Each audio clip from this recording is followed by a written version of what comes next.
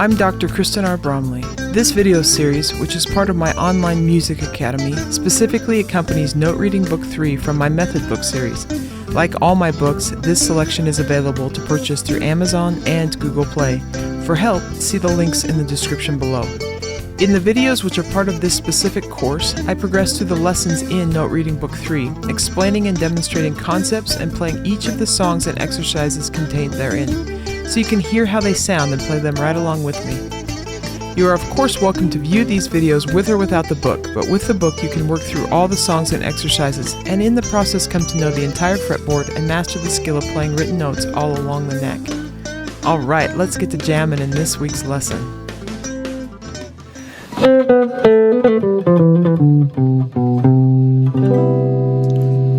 Hi, I'm Dr. Kristen Bromley. Welcome to my online academy. This video goes with lesson 1 of the Note Reading Book 3 method book, which is part of my method book series. So in book 3, I cover how to read notes all over the guitar neck. Take a systematic approach and get used to playing in the different keys that we might read in all over the guitar. It's a really great skill to learn how to do, especially if you want to play in a band where you got to read music, like a jazz band, for example. Maybe a jazz band in college or high school or in the community, professional group. It's also helpful when we want to read classical music or any kind of music that's written in standard music notation. And learning to read notes in this fashion, especially in the approach that I take through it, can help you learn and master the guitar neck. So it's a great thing to do. I'm excited to be here helping you with this. In this lesson, in this video, I'll be going over sort of how we get started and doing that. And then as I go through each of the songs and exercises that are in the lesson, I'll play them so you can play right along with me, or you can hear how they're played. So we'll go ahead and dive in on page 1 in the Note Reading book. Note Reading Book 3. This is Book 3. Book 1 and 2, I should say books 1 and 2, but books 1 and 2 are combined together in the newest edition as one book, and that covers reading notes in first position in all the different keys. And so that's a great thing to do, and now we'll be moving up the neck. So we'll go ahead and get started on page 1. The big challenge with the guitar and reading and learning to read music, which is different than, say, the piano, is that the same exact pitch can sound in different places on each string. So there in the book it's showing you the open E string on top. You'll see sort of a diagram there towards the bottom of page 1. But it's showing you that open string can also be played at the 5th fret on the 2nd string. So this is an E note, can be played at the 5th fret on the 2nd string, 9th fret on the 3rd string, 14th fret on the 4th string, 19th fret, I think that's 19, 15, 16, 17, 18, yes, 19th fret on the 5th string, and then if I actually use a harmonic, I could get it to sound on the 6th string. And so that makes reading notes on the guitar challenging, because every time we see a written pitch, we've got choices to make on where we'd actually play that on guitar. So with that, we need sort of a systematic approach. If we were reading music on the piano and we played that E note, that's the only place in that octave that that note exists, is with that specific key. And every note only exists once on the piano. So learning to read notes on the piano is a little bit easier, for example. And most instruments, like saxophone or trumpet, though they might have alternate fingerings, they have a main way of playing each note. Same even with trombone. Even though you can play a note in more than one position sometimes, there's the more common option that's usually chosen. But with guitar, which also has like we similarly run into this with violin or viola, where you can play a note in more than one place. With 6 strings though, and some of these notes, we got a lot of choices. So we need a scale system to approach the neck with. And the scale system that I use is how I take you through this. Now, if you want to get into more scales than just the major scale and then a minor scale that we use here as we're reading, and some chromatic stuff that we'll do in this book, then you can check out the Theory and Technique book, and it goes into hundreds of scales that are used to play the guitar for improvisation and playing melodies and composing and arranging. So lots of ways to master the neck, playing scales in a lot of different genres that are used, or the guitar is used for. And here we're going to work on the major scale that is in the scale system that I used. It's also explained in the Theory and Technique book. We're going to go through it just in pieces here. I won't go over the whole scale system. So if we turn on over to page 2, you're going to see the beginning of this. We're going to work in 1 octave for the moment. So we're going to start off by working in 1 octave of playing a C major scale. At the end of the lesson, we'll learn that we can play that C major scale on different strings, so a different set of strings in a different position in the same octave. And then in the next lesson, we'll learn about using that scale to read notes up an octave, which we can do in a couple different places, but with the same fingerings. And then we can look at how we can combine that into multiple octaves. We'll also look at an alternate form, and then how we can combine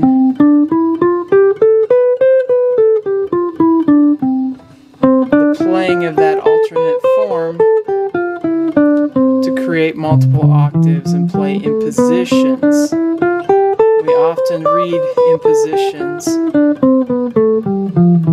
Sometimes we can play an entire piece of music in one position. Sometimes we have to shift between positions, but we'll be learning the positions that we can play in the key of C using those 2 scale forms. And that will open up the neck to us. Then we'll work on reading in other keys. But we're going to go ahead and start here in lesson 1, learning this scale. So it's written there in the middle of the page. You've got it written in standard music notation and underneath in tablature. So if you know how to read tablature, that can help you locate it in each one of those notes. You've also got off to the right tablature diagrams, sort of like chord diagrams, and that can help you visualize how to play this as well. The diagram on the left has open circles and black dots. The open circles are the root or the starting pitch of the scale. It's the pitch that the scale is named for. So that helps us identify what key we're playing in. These are movable scales, meaning I can play that scale in second position as written, and I can take it and play it in a new key if I move it to a different fret. Or I should say, to a different placement on the neck, or we're doing different, using four adjacent frets in a different position.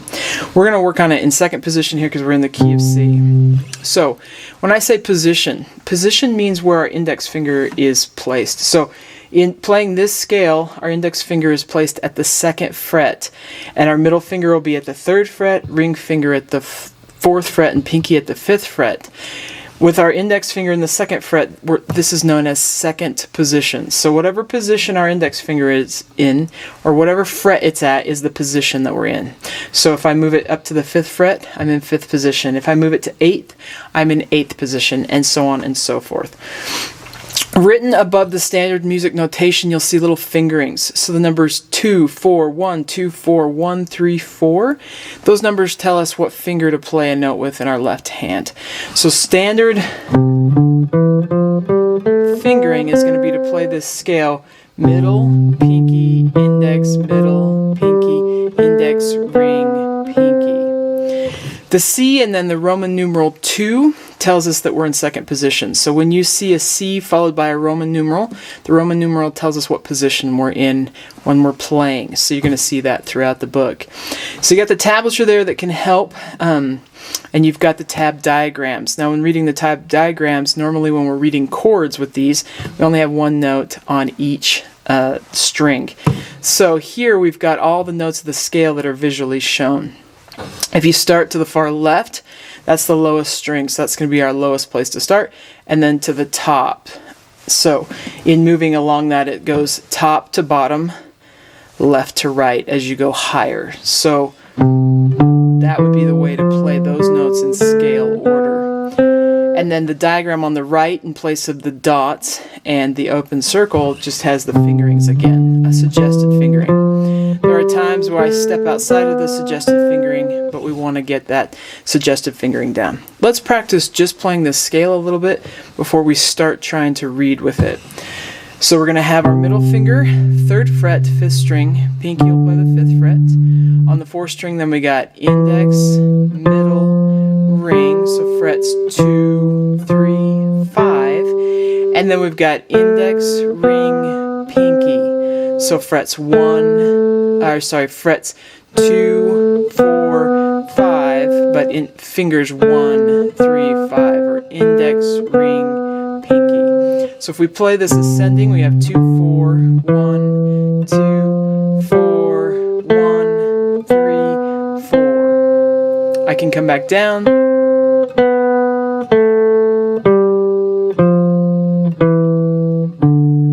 So if you don't know that scale already, and that's a common way to play a major scale, you just want to go through until you can kind of finger it pretty naturally. I'm going to use alternate plucking most of the time as I'm playing through this, so rather than doing all down plucks, I'm just plucking down up, alternating the whole way through. Really what I do most of the time is put the notes that are on the beat with a down pluck and the notes that are on the off beat with an up pluck when I'm doing quarter notes and eighth notes. If it was just quarter notes, then those on beats 1 and 3 would be down and 2 and 4 would be up. Or I'm also just mostly alternating the direction the whole time. There's ways to use economy picking or sweep picking where when we switch strings, we go the direction that we're going. So if we're going to a higher string, we pluck down. If we're coming to a lower string, we pluck up, because that's the direction we're going. I don't usually do that with scales, but sometimes I will. So you could do it that way too. We're going to worry less about your picking direction. You can check out the Theory and Technique book if you want more help with that sort of thing, but we're going to worry about reading the notes. And so I just mentioned though that I do mostly alternate picking here. Okay, let's go ahead and play this, but use your eyes to watch the scale so that you see where we are on the staff. So that C that we're playing looks like middle C on the staff. And as we go through this book, I'm assuming you already know notation on the treble clef staff. Either you've done books 1 and 2, or you've skipped 1 and 2, but you're familiar with how to read notes from playing another instrument or singing already. So I'm not going to go through that, but on a grand staff, we would call that middle C because it's the note that sits in between the two staves. It's the middle C on the piano. Guitar reads an octave lower, or it sounds an octave lower than it reads. So on the piano, that note would sound an octave lower than middle C, even though we're reading it as middle C. Another way to say it is that on the piano or on a standard instrument, meaning an instrument that reads in the standard octave in the key of C, that note would sound an octave higher. So this is true middle C. On guitar though, to keep most of the notes sort of on the treble clef staff and to not go between the two staves like using a grand staff, because the guitar lives in bass clef and treble clef. It just sort of sits across the grand staff. But we tend to read in treble clef. We're a melodic instrument when we're reading usually. So we read things and they sound an octave lower than where we read them. Here we go. Now you can, and I do this with a lot of my in-person students, there's times where we got to learn to read up an octave, and this scale approach that we're going to take will actually help us do that, and you'll start to see that as we get into lesson 2. But we're going to go ahead and play this scale, just going ascending and descending.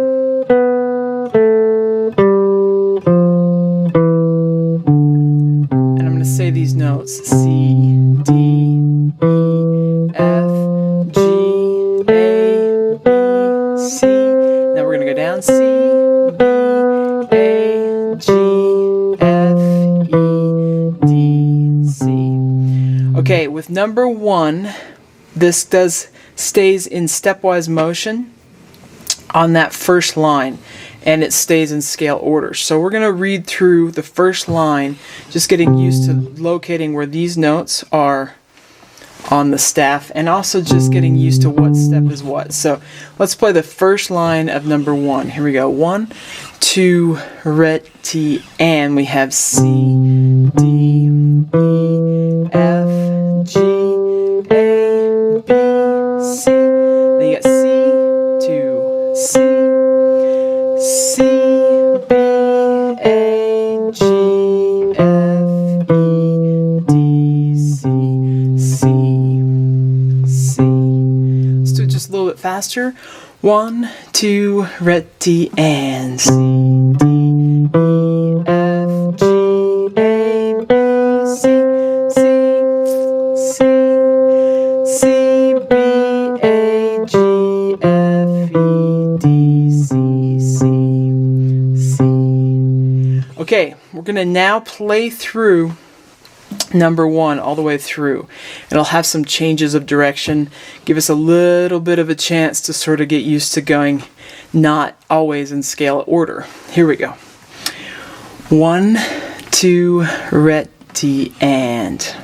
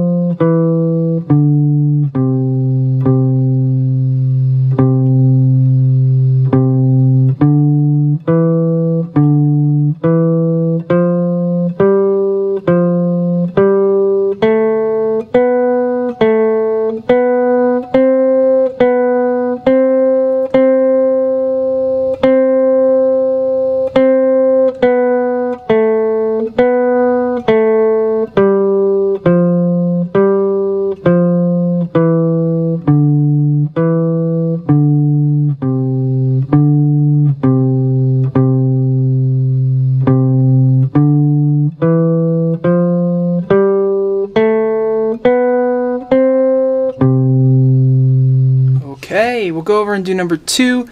This one's going to have some skips in there, not just stepwise motion, so not just changes of direction with that stepwise motion, but we're actually going to do a little skipping here and there. So we'll go ahead and do number 2. I'm going to continue to play these slow because I know that as you're learning to read, it's better to do it nice and slow and in control. If you want to play along with me and have it faster with these YouTube videos, you can speed it up a little bit and play along with the video, with it playing, with me playing these exercises faster just by speeding up how fast the video plays. But I'm going to play them slow because that's where most of us need to start as we're learning. So we'll do number 2 here. 1, 2, ready, and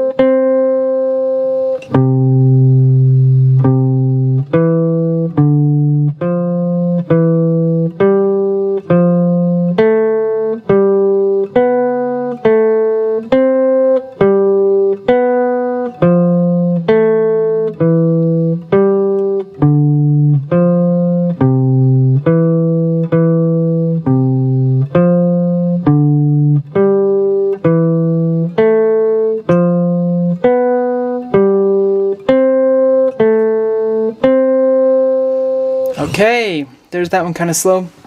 Of course, all of these, getting them a little bit faster is a good thing to do. Number 3 has a lot more arpeggio type things through it. Let's go ahead and play number 3. So I'm going to go 1, 2, ready, and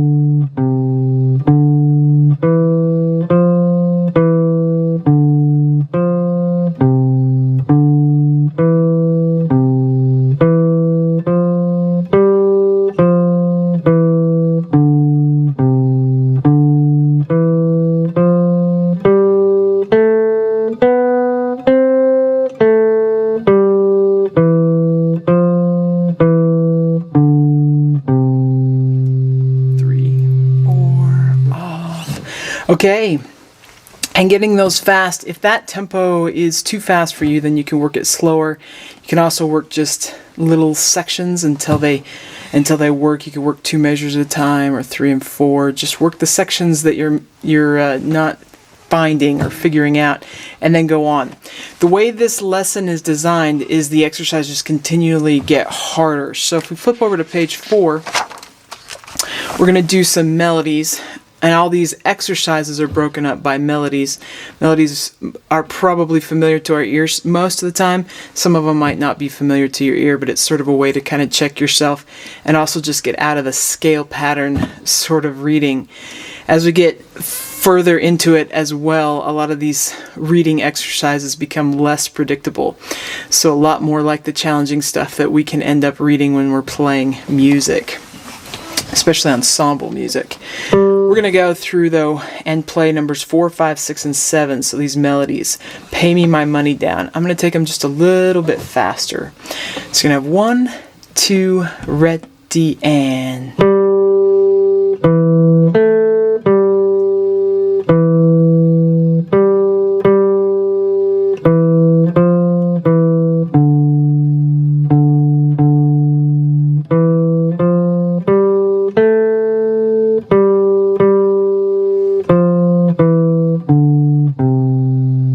Let's do number 5. 1, 2, ready, and...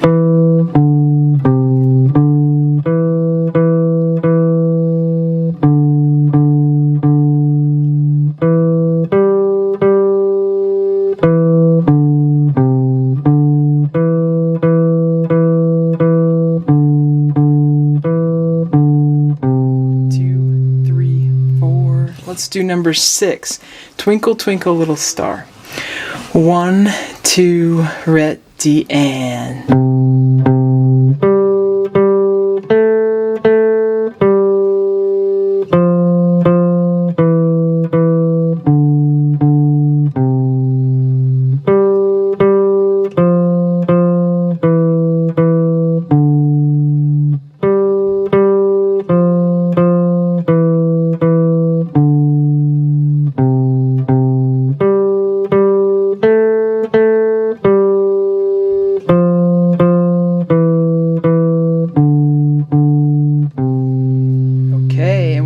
7, Camptown Races.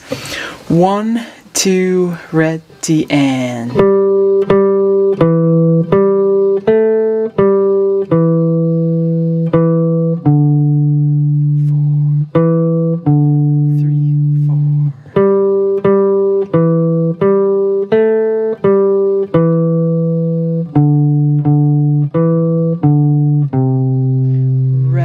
4,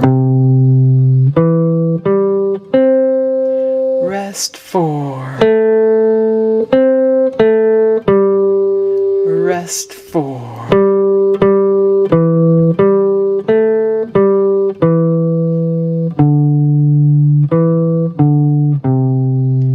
rest 4. Okay, now sometimes the temptation when we're playing melodies like that are recognizable is to play by ear. Playing by ear is a really great thing to be able to do, and it's a skill that we can work on and that we should work on. It's an important part of playing music. But in reading notes, it can get in our way as we're first just trying to locate and memorize and sort of associate what's written on the staff with where it is on the guitar. So something that I'll do a lot of times with my in-person students is we'll play through a melody backwards. So it takes out the context of the melody as we know it and still sort of helps us work on getting it down just from reading. So we could do the Camptown Races if we played it backwards. We start at the very end, play it all the way back to the beginning. It can sound a little funny or doesn't quite fit, like because the melody wasn't written with the cadences that we'd expect and the way the harmony goes, but it's great exercise to do as you're learning to read notes. So we'll just do that together here on the Camptown Races. So starting there at the end, we'd have 1, 2, ready, D, and we got rest, 2, then C, 2, D, E, D, 2, E, 2, G, A, G, E, G, G, and then you got rest, 2, G, 2, A, C, A, 2, rest, 2, C, 2, and then G, E, C, 2, rest, 2, C, 2, D, E, D, D, E, 2, G, A, G, E, G, G, D, 2, 3, E, D, 2, 3, E, E, 2, G, A, G, E, G, G. Doing that sort of thing can really help our mind associate where those notes are, and we can play it back forwards. My students that are just learning to read, they always seem to play the melody forward better after they've gone through and played it backwards. Kind of fun. We'll do it forwards just a little bit faster. So you got 1, 2, ready, and 3, 4.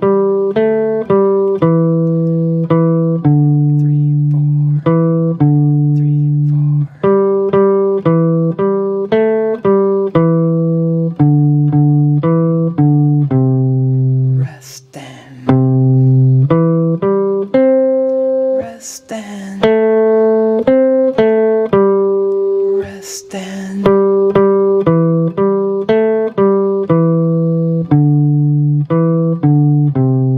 rest 4. Okay, we'll go on over to the next page now. Okay, so here we are on page 5, and we're going to start with number 8. We're back into these reading exercises, which have some of the scale pattern type stuff in it, but they also become less and less predictable as we move forward in the lesson. So this one's going to have a lot less predictability as far as a scale exercise would, kind of like the ones we did at the beginning of the lesson. We're also getting eighth notes, so the rhythms get a little bit more complicated as we move forward. As you work through this lesson, if you're not yet comfortable playing numbers 1 through 7, then you don't necessarily want to go on and do number 8 just yet. As we play this one, even though I'm going to play it at that slow tempo, we've got eighth notes, so it's going to feel faster in parts of the exercise. We'll go ahead and do it. I mostly do straight up alternate picking when I'm playing these types of exercises and when I'm reading melodies that are like this. So ensemble music, these are a great preparation for that because they're sort of random and a lot like some of the ensemble music that we run into. And I usually do alternate picking as sort of my go-to. I just alternate everything regardless of the rhythm. Sometimes I will go to something a little bit more rhythm-based, meaning I'll alternate where if I'm on the beat, I'm plucking down, and if I'm on an upbeat, I'll pluck up, something like that. Or sometimes I'll even use like the economy, where instead of skipping over a string to pluck up if I'm going to a higher string, I just go down, down, back to back. So, or in reverse if I'm going to a lower string, up, up. So I do that a little bit, but mostly my go-to is just straight up alternate picking. And of course the theory and technique book can go into that. We're going to go ahead here and I'll do number 8. You can play right along with me or hear what it's supposed to sound like. So you got 1, 2, and ready and go, and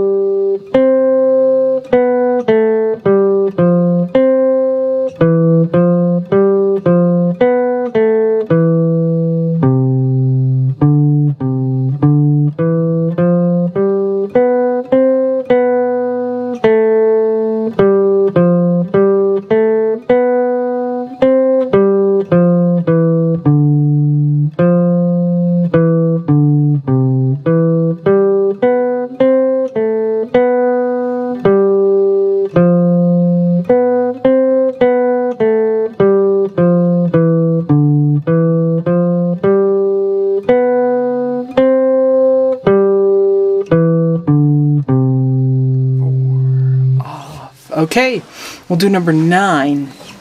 So you got 1, 2, and ready and go, and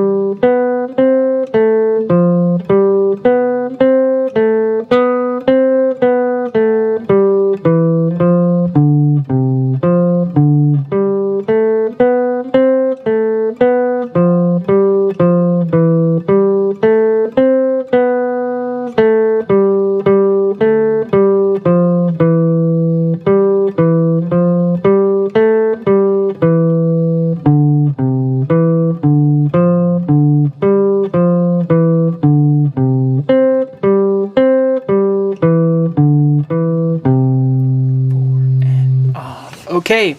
Now if playing those at that tempo is a little hard, you can slow it down. You can even slow the video down if you want to play along with me at a slower tempo.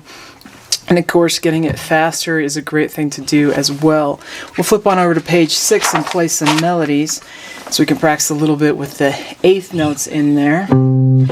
These melodies, some of them might be familiar, some might not. So it's just like I mentioned with the other melodies. We'll just go ahead and start with number 10. Comes in on that pickup on beat 4. I'll give us a 3-beat count in and we will be in. So you got 1, 2, 3.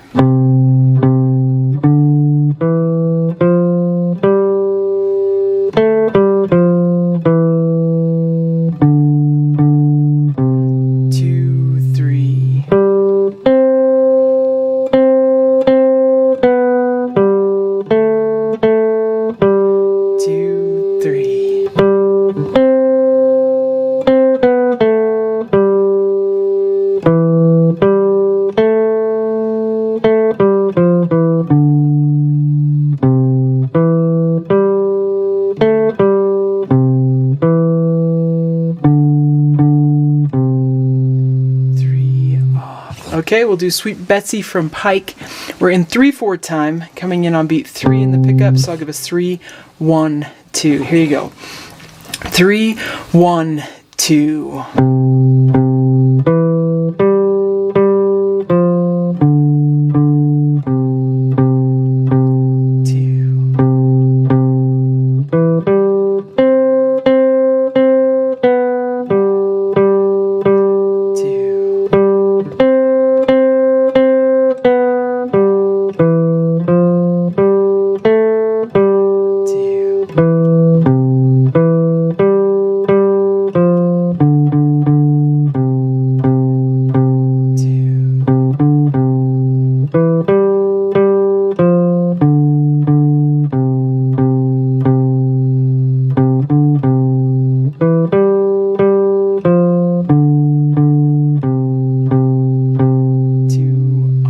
Okay, and we'll do On Top of Old Smoky.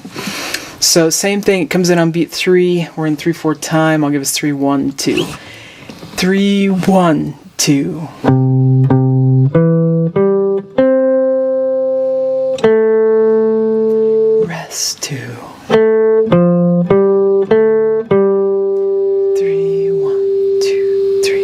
rest 2.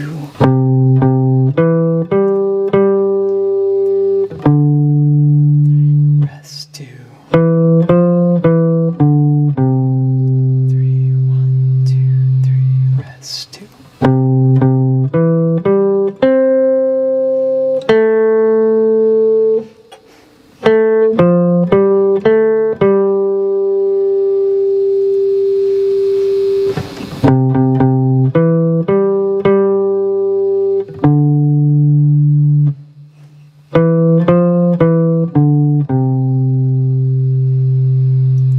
Okay, we'll go on over to do the ones on page 7, then we got more of these exercises. In each of these lessons, the exercises at the back have more difficult rhythms. As my students are learning, sometimes I find it most valuable for them to just do the first 10 to 12-ish exercises in a lesson and get those fast and confident before even worrying about numbers 13, 14, and 15. This book is sort of designed to help even myself, as a very experienced reader, get better at reading music on the guitar, because I can go through all these exercises and put them at a tempo that will really challenge me, especially these ones in the back end. And so it's also designed, though, for the person who's just getting started with reading, and sometimes that is even as a very sort of inexperienced player on guitar. And so you can just use the first 10 to 12 songs and exercises to learn where the notes are and get comfortable, go on to the next lesson, learn the next concept, get comfortable. And then once you've gone through at least the first handful of lessons where you've learned how to read in different positions in the key of C, you could go back and again work through these and master the exercises in the end, or even go through the entire book and avoid the really challenging exercises on that first run through and then go back and work on them later. Learning the notes, getting confident with the notes first before worrying about challenging rhythms.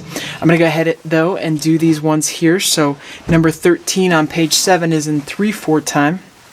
This one's going to be a little bit more challenging. Take it nice and easy. I'll just give us a 3-beat count in. So you're going to have 1 and 2 and 3 and...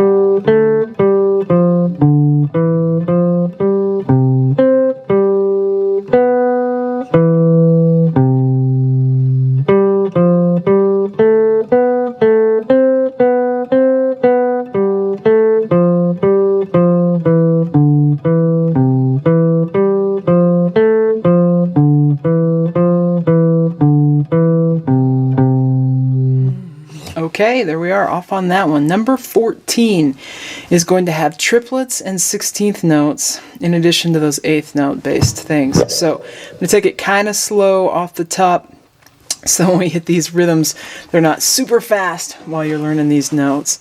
1, 2, and ready, and go, and...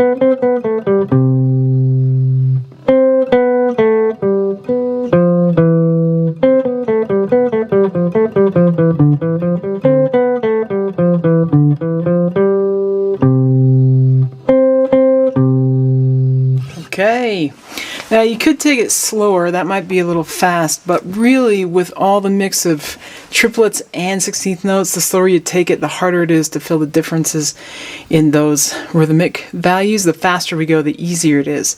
So what you may want to do instead, if you want to master it, is just work measures at a time. Get that measure down or that section down or those couple of measures that are giving you fits at a slow tempo, and then bring it back up and play in context between the 8th notes, quarter notes, triplets, and 16th notes. Let's flip on over to page 8 and we'll do one more here. So we've got number 15. And this one also has 16th notes and 8th notes. So not so many triplets, but they do show up here and there. We'll go ahead and play this one sort of at the same tempo. 1 and 2 and ready and go and...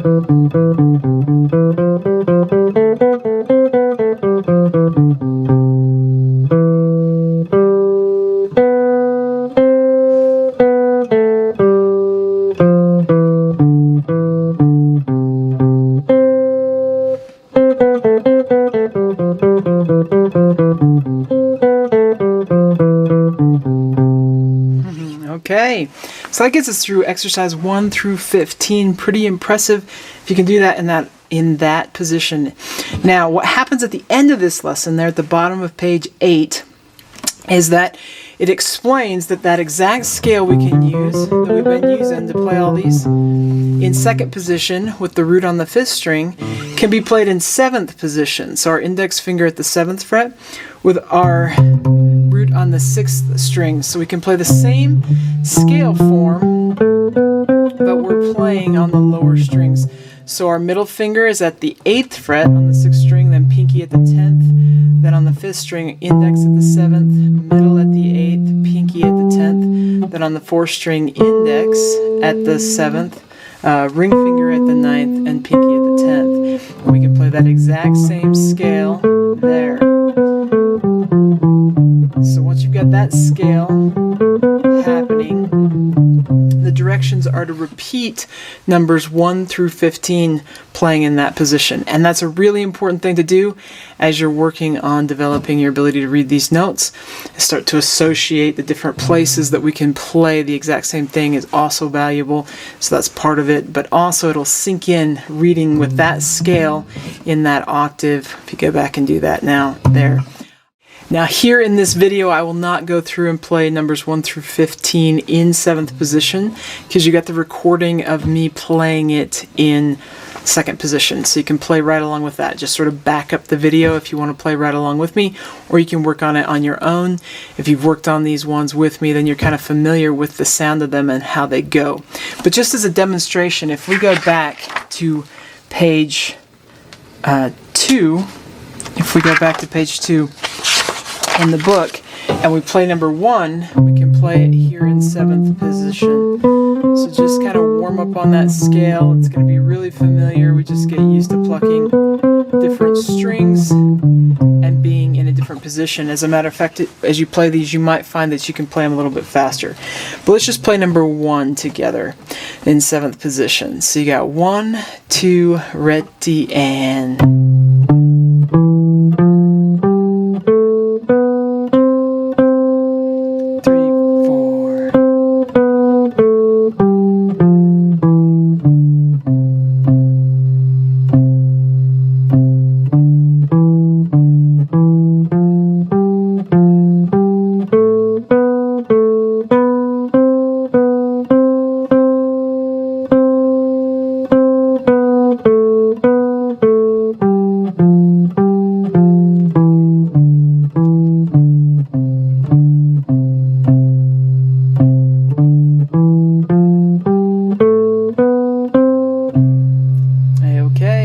Yeah, numbers 1 through 15. Now, as I mentioned before, you might do numbers 1 through 10 or 12-ish in each of the lessons. Not worry about those exercises at the very end until you've gotten a little bit more comfortable just reading the notes before you take on the more challenging rhythms. So you can go through the first 10-ish lessons in the book, go back and then try them with the more challenging rhythms, or go through the whole book, avoiding the more challenging rhythmic exercises the whole time, and then come back and take those on. Just so you kind of get a feel for the neck as you're learning. That's an okay thing to do. I do that with some of my students. For me, it's really valuable to do all of them, especially the ones at the end. So it keeps me fresh on my note reading. Hope you're having fun. This is an important skill. Already, I can say you know how to do something that most guitarists don't. Most guitarists are not very good at reading the neck, and once you've accomplished where you know the entire fretboard and can read notes and know the names of those notes and so on all over the fretboard, you're in a very small elite group who can do that very well. So awesome, keep going. In lesson 2, the video that'll go with lesson 2, and in lesson 2 we'll be working with that same scale form but going up an octave, and so we'll learn about that next time. Hope you're having a blast playing the guitar. We'll catch you again. If you found this video helpful, please hit the like button and subscribe to the channel. For help with other guitar playing skills, check out more of my method books and the numerous lessons available as part of my online academy here on YouTube. You can find more information about me and my products at kristenbromley.com. Take care.